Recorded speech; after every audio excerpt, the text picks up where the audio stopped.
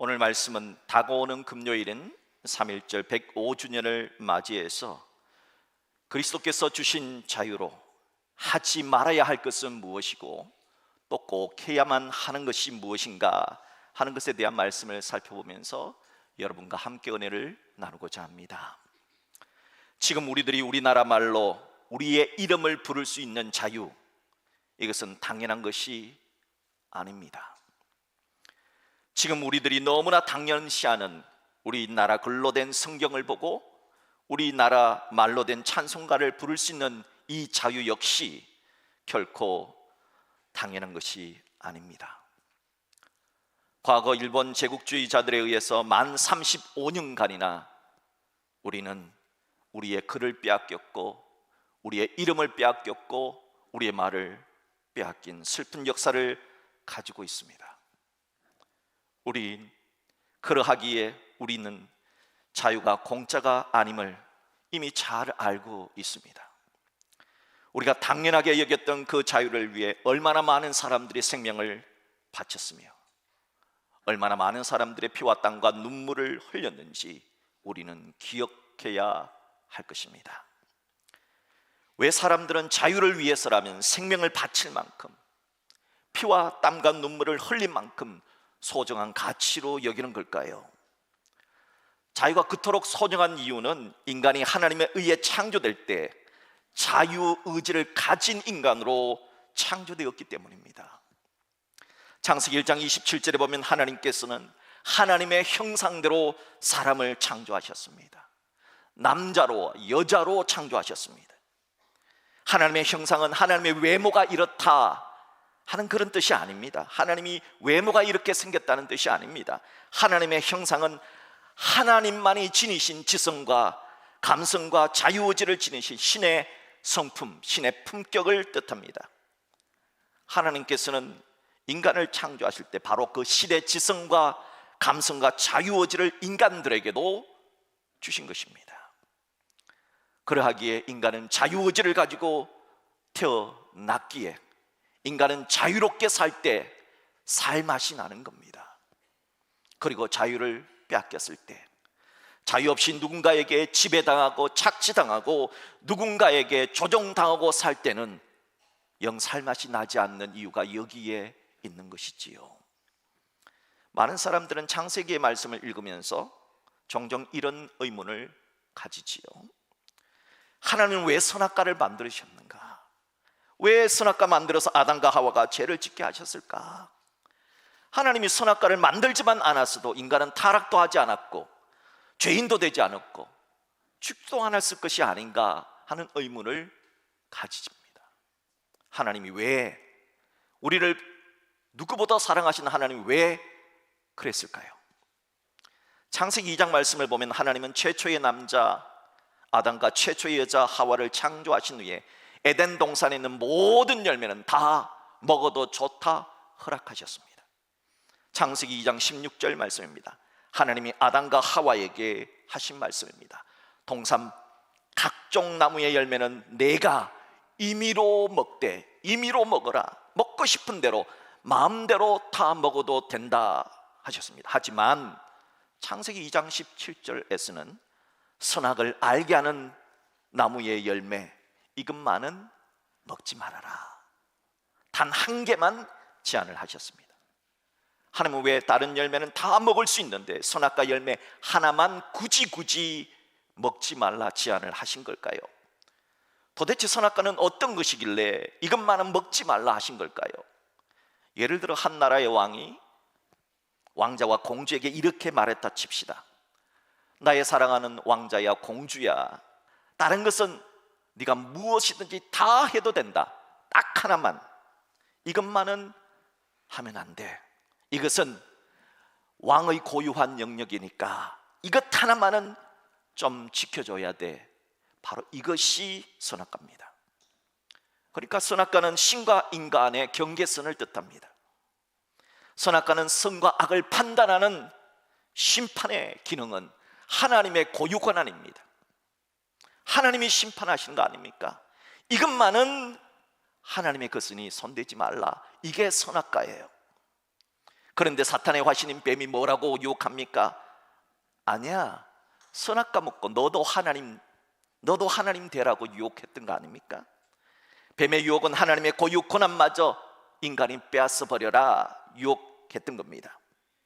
분명 하나님은 아담과 하와에게 자유의지를 주신 겁니다. 그러니까 아담과 하와는 두 가지 자유가 있었습니다. 선악과를 먹을 수 있는 자유도 있었고 선악과를 먹지 않을 자유도 있었던 겁니다. 이 두 가지 자유 가운데 아담과 하와는 선악과를 먹는 잘못된 길을 선택했던 겁니다. 자유를 잘못 사용한 것이죠. 그러니까 하나님이 억지로 아담과 하와에게 선악게 따먹게 했다든지 모든 인간을 죄인 만들었다 하는 것은 맞지 않습니다. 하나님이 주신 자유를 사탄의 유혹대로 사용해 버린 것입니다. 이걸 타락이라고 합니다.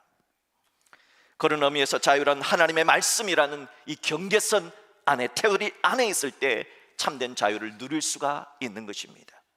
여러분, 물고기를 생각해 보세요.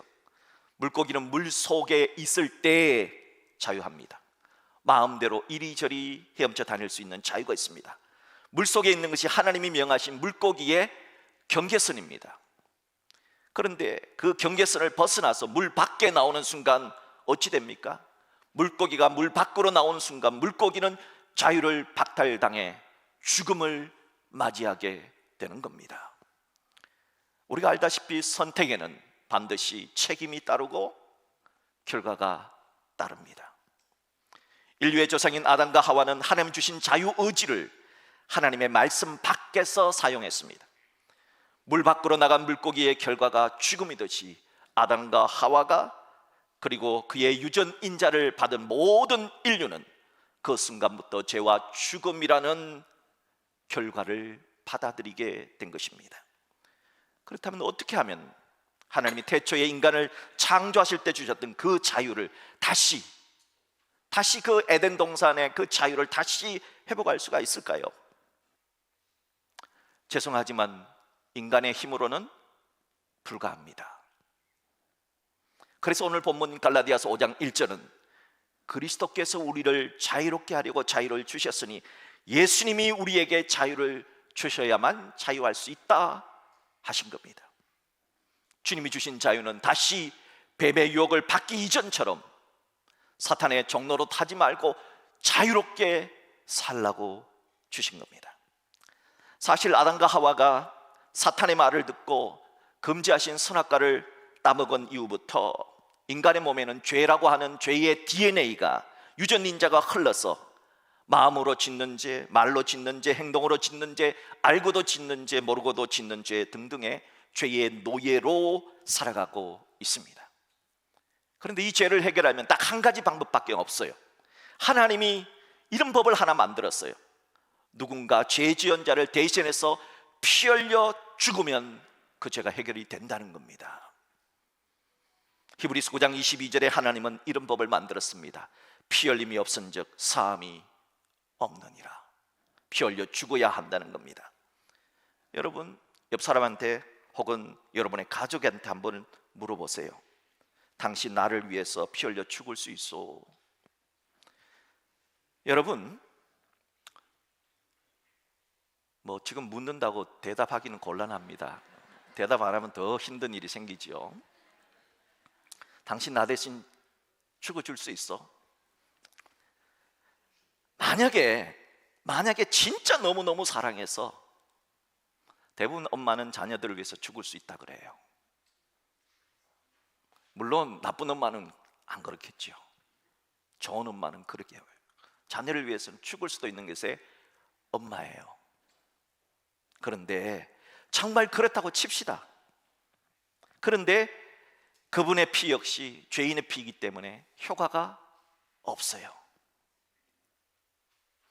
단 한 번도 죄를 짓지 않은 분이 나를 대신해서 피 흘려 죽어야만 내 죄가 해결될 수가 있습니다. 그래서 사람으로서는 불가합니다. 사람의 피로서는 불가합니다. 사람으로서는 도저히 이 죄 문제를 해결할 방법이 없는 겁니다. 결국 인간은 추방당한 에덴 동산에 즉 천국에 갈 수 있는 방법이 인간의 힘으로는 불가하다는 겁니다. 그래서 하나님이, 성부, 성자, 성령 하나님이 함께 모여서 결단을 하게 된 겁니다. 성부, 성자, 성령 하나님이 이 인간을 위해서 어찌할꼬 고민하셨습니다. 그때 성자 하나님이, 예수님께서, 성자 하나님이신 예수님께서 제가 인간이 되겠습니다, 제가 인간이 되어서 인간의 죄를 대신 지고 피 흘려 죽겠습니다, 결단하신 것입니다. 그래서 예수님의 이 결단 덕분에 누구든지 십자가에서 피 흘려 죽으신 이 예수님을 믿는 자는 예수님 때문에 자유케 되는 축복을 받고, 예수님 덕분에 그 사람의 죄는 따지지도 않고 묻지도 않겠다, 성부, 성자, 성령 하나님이 합의를 하신 겁니다. 그래서 우리는 예수님 때문에 자유를 얻고 우리 같은 사람이 천국 갈 수 있는 은혜를 누리게 된 겁니다. 그래서 마가복음 5장에 보면 그라사 땅의 공동묘지에 살았던 한 광인의 이야기가 나오지요. 사람들은 이 광인을 다들 미쳤다고 피했습니다. 동네 사람들은 너무 이 미친 사람이 무서워서 손에다가 쇠고랑을 채우고 쇠말뚝을 박아 놓았습니다. 그런데 그런 사람이 다시 정신이 온전해집니다. 어떻게 그 사람이 다시 정신이 온전해지고 다시 자유를 누리게 되었을까요? 그것은 예수님께서 그라사 광인을 찾아가 주셨기 때문입니다. 그리고 예수님이 그를 만나 주셨기 때문입니다. 그리고 그 사람은 예수님의 말을 들었고 믿었기 때문입니다. 예수님의 말씀을 받아들였기 때문에 그가 자유라는 축복을 누리게 된 것입니다. 또한 마태복음 17장에는 간질병에 걸린 한 아이가 나옵니다. 이 간질병에 걸려서 때로는 물속에도 막 들어가 버리고요, 입에 거품 물고 쓰러지니까 물속에서 그냥 박혀 있는 거예요. 무서운 거죠.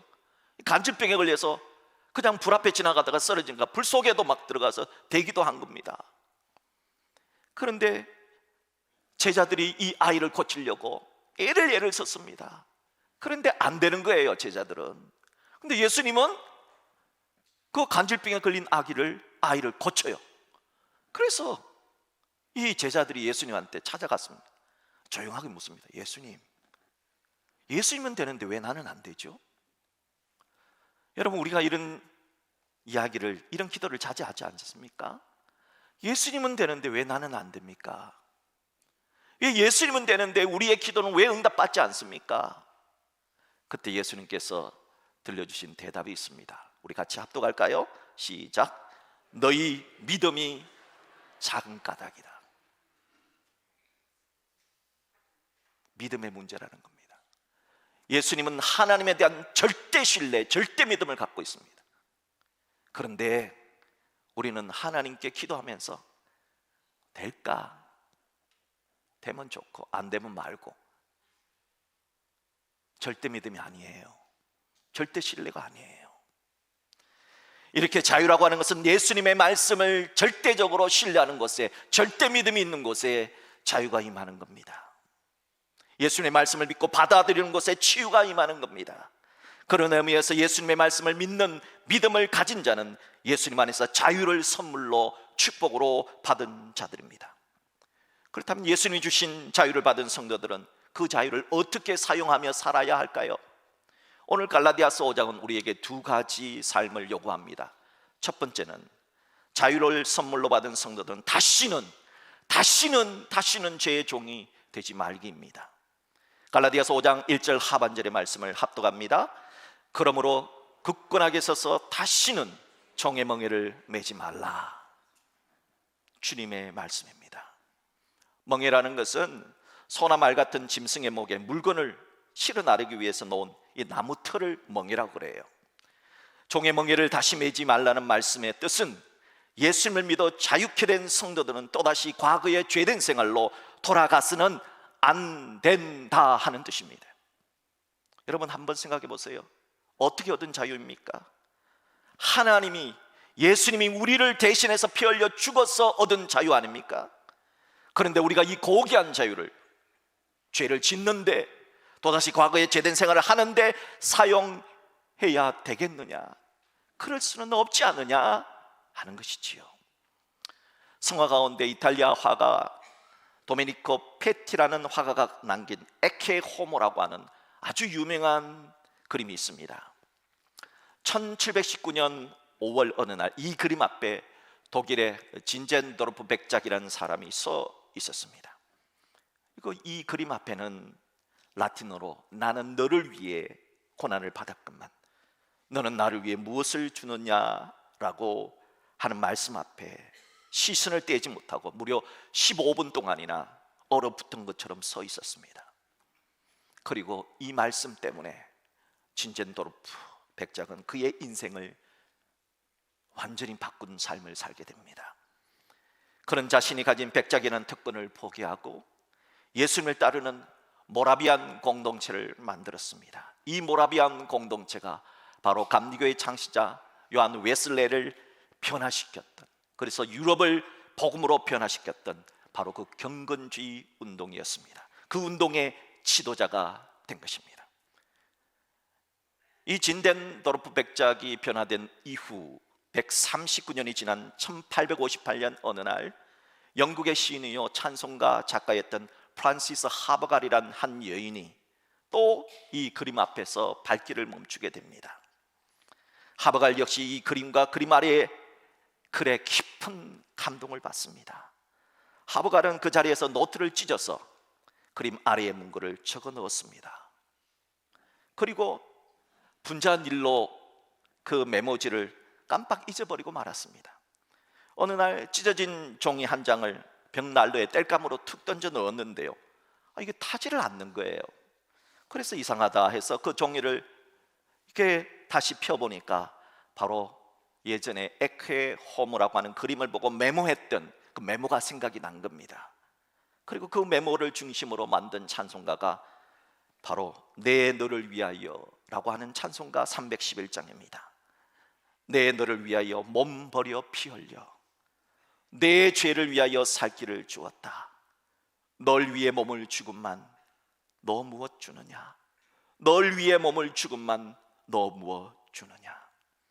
사랑하는 성도 여러분, 여러분들은 이 에케 호모의 그림이 물었던 그 질문, 예수님은 너를 위해 고난을 받았건만 너는 예수님을 위해 무엇을 주느냐에 대해서 어떻게 대답하며 살아가고 있습니까? 바라기는 오늘 갈라디아서 5장 1절이 전해주는 말씀처럼 주님이 주신 그 고귀한 자유로 다시는 종의 멍에를 매지 않는 여러분 되기를 주님의 이름으로 축복합니다. 둘째로, 자유를 선물로 받은 성도는 어찌 살아야 하느냐? 서로 이 서로를 빼먹으면 큰일 납니다.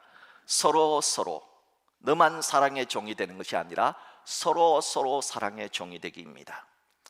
조금 전 살펴봤던 갈라디아서 5장 1절 말씀은 자유한 성도들이 하지 말아야 할 것이 무엇이냐? 죄악의 종으로 돌아가면 안 된다 하는 말씀이라면, 갈라디아서 5장 13절은 자유한 성도들이 꼭 해야 하는 일이 무엇이냐 하는 것에 관한 말씀입니다. 자, 우리 갈라디아서 5장 13절 하반절 말씀 합독합니다. 오직 사랑으로 서로 종노릇하라. 예수님으로부터 자유를 선물로 받은 성도라면 서로 간에, 성도들 서로 간에 종노릇하라, 서브하라, 서빙하라, 서로 섬기라 하는 뜻입니다. 왜 그래야 합니까? 왜 서로가 사랑으로 섬겨야 할까요? 여러분, 만약 이 세상에 사랑이 없다면 이 세상이 어찌 될까요? 공산주의자 레닌은 이런 얘기를 했습니다. 이 세상은 동물의 왕국이 될 것이다. 힘센 맹수가 어리고 힘약한 짐승을 잡아먹는 그런 짐승의 세상이 될 것이다. 하지만 레닌의 말은 틀렸습니다. 왜냐하면 이 세상은 얼핏 보면 동물의 왕국 같지요.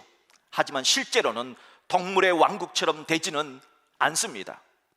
이유가 뭐냐? 그래도 이 세상엔 사랑을 실천하는 하나님의 사람들이 있기 때문입니다. 사도 요한은 요한일서 4장 8절에서 사랑하지 아니하는 자는 하나님을 알지 못하는 이는 하나님은 사랑이라. 했습니다. 또한 요한일서 4장 16절에서도 하나님은 사랑이시라 사랑 안에 거하는 자는 하나님 안에 거하고 하나님도 그의 안에 거하느니라 했습니다. 하나님은 사랑입니다. 하나님 안에 거하는 성도가 사랑 안에 거할 수 있습니다.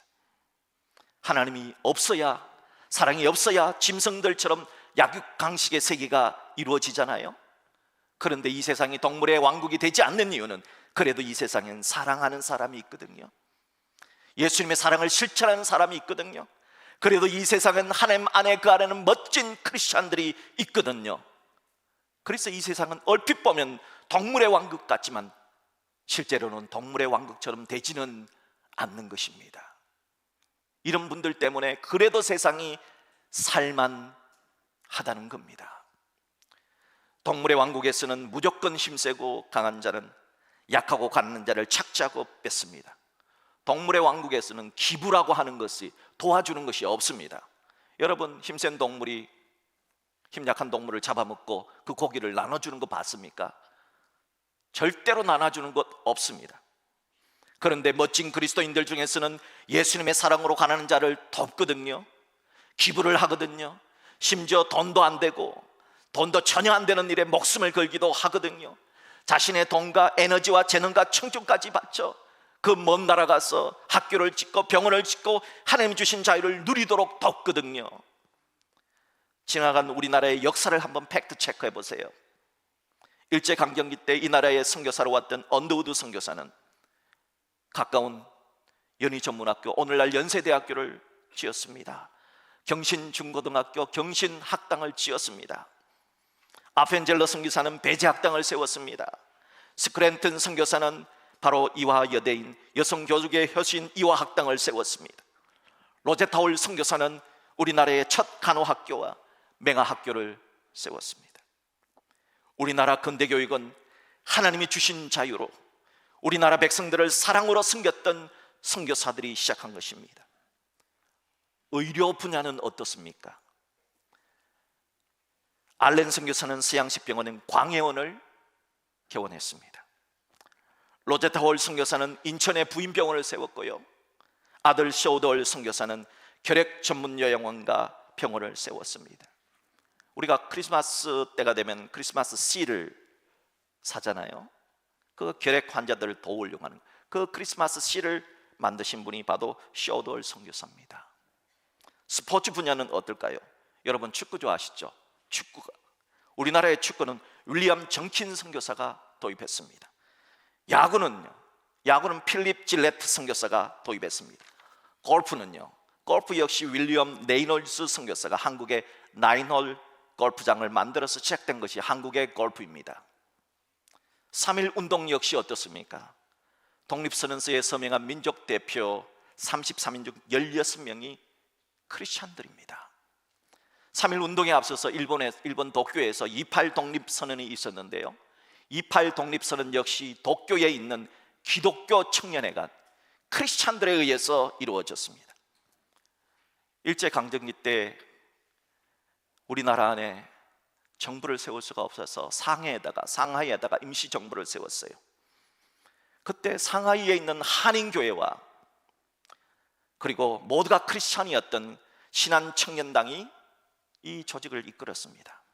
그래서 임시정부 헌장 제7조에 대한민국은 신의 뜻에 의해 세워진 나라다 하는 문구가 있는 겁니다. 여러분 아시다시피 대한민국 재헌국회가 시작된 1948년 5월 31일 우리나라의 국회가 하나님께 기도함으로 시작되었다는 사실은 국회의 기록으로 남아있는 역사적 팩트 아닙니까? 이렇게 곳곳에서 주님이 주신 자유를 받은 멋진 크리스찬들이 사랑으로 서로 종노릇했기에 그래도 이 세상은 아직 살만한 것입니다. 우리들이 이런 멋진 크리스찬 덕분에 자유를 누리고 사랑을 받고 살고 있다면, 우리가 받기만 하고 산다면 이건 사람의 도리가 아니잖아요. 받았으면 우리도 갚고 줘야 되잖아요. 그러니까 오늘 주님이 갈라디아서 5장 13절에서 주님 주신 자유로 서로에게 사랑의 종로로 타라 하신 것입니다. 여러분, 서로에게 사랑의 종노릇하는 여러분 되시기를 주님의 이름으로 축복합니다. 이제 미국의 노예 해방이 되기 전 몇 년 전에 어느 흑인 이야기를 끝으로 오늘 말씀을 맺고자 합니다. 주인으로부터 아주 가혹한 학대를 받으며 살았던 한 흑인 노예가 있습니다. 그는 병에 걸려서 일을 잘 하지 못했다고 그래요. 그러자 주인은 밥값을 못한다고 채찍으로 그 노예를 아주 피가 나도록 때렸습니다. 어느 한 백인 교수가 길을 가다가 이렇게 너무 많이 두들겨 맞고 쓰러져 있는 노예를 보고 너무 불쌍히 여겨서 이 노예 내가 살 테니까 말하시오, 그 값에 2배를 주겠소 해서 2배가 넘는 값을 지불하고 집으로 데려와 그의 상처를 싸매주며 정성스럽게 돌봐줬습니다. 며칠이 지나서 그 노예 몸이 회복되자 그 백인 교수는 그대는 더 이상 노예가 아니요, 자유인이요, 어디든 가서 자유롭게 사시오, 당신이 하나님이 주신 자유로 편하게 사시오 했습니다. 이 말을 들었던 노예는 눈물을 흘리며 다음과 같이 대답을 했다 그래요. 선생님은 나를 포악한 주인의 손에서 건져주신 분이십니다. 그리고 나에게 자유를 주신 분이십니다. 자유인으로서 나에게 주어진 첫 번째 자유를 당신을 섬기는 일에 사용하고 싶습니다. 이 집에 살면서 당신을 섬기겠습니다. 이후에 자유케 된 그 흑인은 사랑으로 정성으로 그 교수를 섬겼습니다. 그 교수님은 식물을 전공한 식물학자였는데요, 근데 식물학을 연구하러 태평양의 한 외딴 섬으로 갔을 때 이 자유케 된 흑인과 함께 갔습니다. 자유케 된 그 종은 그 교수보다 항상 앞장서서 거친 숲을 다 헤쳐나갔고 또 나무도 잘라내고 불필요한 그 수목을 잘라냈지요. 그리고 교수는 그 뒤를 이렇게 따라갔습니다. 그런데 뒤따라오던 교수가 안 보이는 거예요. 그만 독사에 물려서 그 자리에서 쓰러지고 만 것입니다. 그때 그 종은 독이 그 교수의 온몸에 이렇게 쭉 펴지기 전에 자신의 살을 칼로 베었습니다. 그리고 독사에 물린 그 상처에다 가져다 대고 독이 자기 몸에 올라오도록 그렇게 했습니다. 교수를 살리기 위해서 자신의 살을 몇 차례나 베어낸 종은 너무 피를 많이 흘려서 그 자리에서 죽고 말았습니다. 얼마 후에 교수는 의식을 되찾았습니다. 그리고 자신의 곁에서 피 흘려 죽어 있는 종을 보게 되었지요. 그는 죽은 종을 껴안고 한없이 눈물을 흘렸습니다. 그리고 그를 위해 무덤을 만들어 주었고 당과 같은 비석을 세워 주었다고 합니다. 바로 이 비석의 비문에는 이렇게 쓰여져 있습니다. 여기 자유인이 되었으나 자유를 포기하고 종이 되어 사랑으로 주인을 위하여 목숨을 바친 참된 자유인이 잠들다. 여러분, 진짜 자유가 뭡니까? 하나님이 주신 자유로 내 마음대로 사는 것이 자유입니까? 그건 아니잖아요.